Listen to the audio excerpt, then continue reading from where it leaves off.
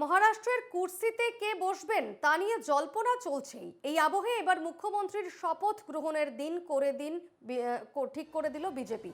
মহারাষ্ট্রের বিজেপি সভাপতি চন্দ্রশেখর বাওনানকুলে জানান, বৃহস্পতিবার বিকেল 5টায় মুম্বাইয়ের আজাদ ময়দানে নতুন মুখ্যমন্ত্রী শপথ নেবেন। সমাজ মাধ্যমে বাওয়ানকুলে আরও জানান, শপথ গ্রহণ অনুষ্ঠানে উপস্থিত থাকবেন প্রধানমন্ত্রী নরেন্দ্র মোদী। শিবসেনা নেতা একনাথ শিন্ডেই মুখ্যমন্ত্রী পদে থাকবেন নাকি বিজেপি নেতা দেবেন্দ্র ফডনবিস ফের মুখ্যমন্ত্রীর কুর্সি ফিরে পাবেন তা নিয়ে জল্পনা তুঙ্গে।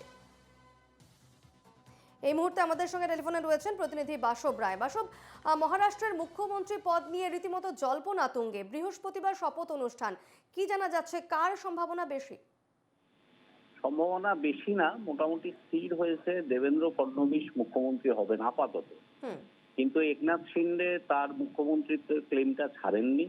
পরে তিনি বলেছেন, ঠিক আছে, দেবেন্দ্র ফডনবিস যদি বিজেপি মুখ্যমন্ত্রী রাখেও, একনাথ শিন্ডের যে পার্টি অর্থাৎ শিন্ডে সেনা, যারা এবার 59টা সিট পেয়েছে, তাদের দাবি ছিল 3টে পোস্ট, একটা অর্থমন্ত্রী, আর একটা হোম মিনিস্টার অর্থাৎ স্বরাষ্ট্রমন্ত্রী এবং স্পিকার। এই তিনটে একনাথ শিন্ডেকে ছাড়া হয়নি। ফলত পরশুদিন একনাথ শিন্ডের মিটিং ছিল, মানে মহারাষ্ট্রের মহাজোটী জোটের বৈঠক ছিল, কিন্তু সেটা না করে একনাথ শিন্ডে চলে গেছিলেন গ্রামের বাড়িতে।